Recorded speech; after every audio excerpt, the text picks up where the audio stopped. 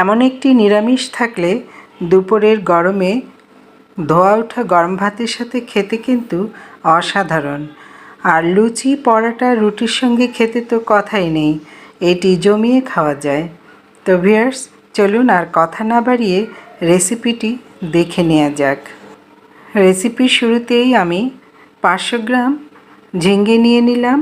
এর মধ্যে যেই মোটা শিরা আছে সেই শিরাটা আমি কেটে নিচ্ছি, আর পাতলা পাতলা করে খোসাটা ছাড়িয়ে নিয়েছি। আর মিডিয়াম সাইজের 2টি আলু আর একটি ছোট আলু নিয়ে নিয়েছি। দেখুন আমি কিভাবে কেটে নিচ্ছি, মাঝখান দিয়ে কেটে আমি 3-4 ফালি করে নিচ্ছি। একটু বড় বড় করে করব, তাহলে নিরামিষটা খেতে ভালো লাগবে। এগুলো আমার বানানো শেষ, ধুয়ে পানি ঝরিয়ে পাশে রেখে দিলাম। এবার রান্নার পালা। চুলায় প্যান বসিয়ে সরিষার তেল দিয়ে নিলাম। ভিউয়ার্স, আপনারা অবশ্যই এটি সরিষার তেল দিয়ে নিরামিষটা করার চেষ্টা করবেন, তাহলে টেস্টটা দারুণ পাবেন। এভাবে আমি আলুগুলো ভেজে নিলাম একটু লাল লাল করে। এরপর দিয়ে দিব ঝিঙ্গেটা, যে ঝিঙ্গেটা কেটে রেখেছিলাম, পানিটা ঝরিয়ে রেখেছি। এবার এই সরিষার তেলে দিয়ে নেড়েচেড়ে এটিও ভেজে নিলাম। এবার তুলে পাশে রেখে দিলাম।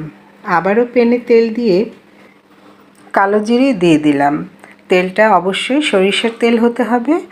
গরম হওয়ার পর আমি দিয়ে দিলাম কালো জিরা। যা কেউ কালো জিরা খেতে পছন্দ করেন না, তাহলে সেখানে আপনারা সাদা জিরাটা দিতে পারেন।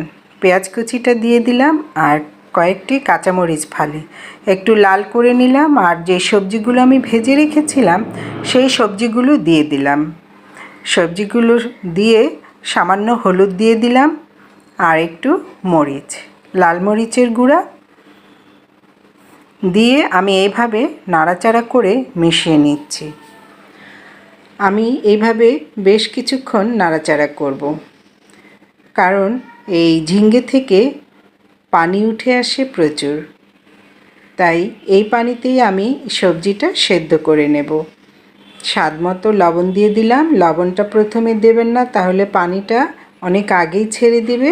এই জন্যে আমি শেষ দিকে লবণটা দিয়ে আমি ঢেকে দিলাম। চুলার ফ্লেমটি মিডিয়াম হিটে রাখা আছে। 2-4 মিনিট পর ফিরে এলাম। দেখুন পানি উঠে এসেছে এবং এই পানিতে এটি সেদ্ধ হবে। আলুটা অনেকটাই সেদ্ধ হয়ে এসেছে।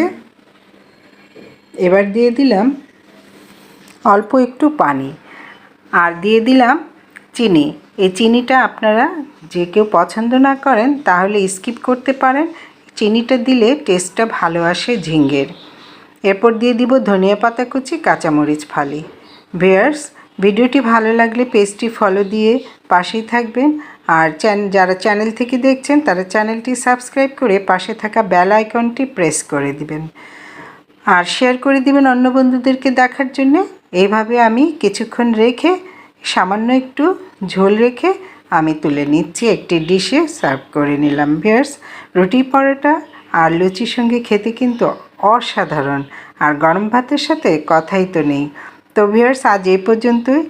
আবার দেখা হবে নতুন রেসিপিতে। সেই পর্যন্ত ভালো থাকুন। আসসালামু আলাইকুম। আল্লাহ হাফেজ।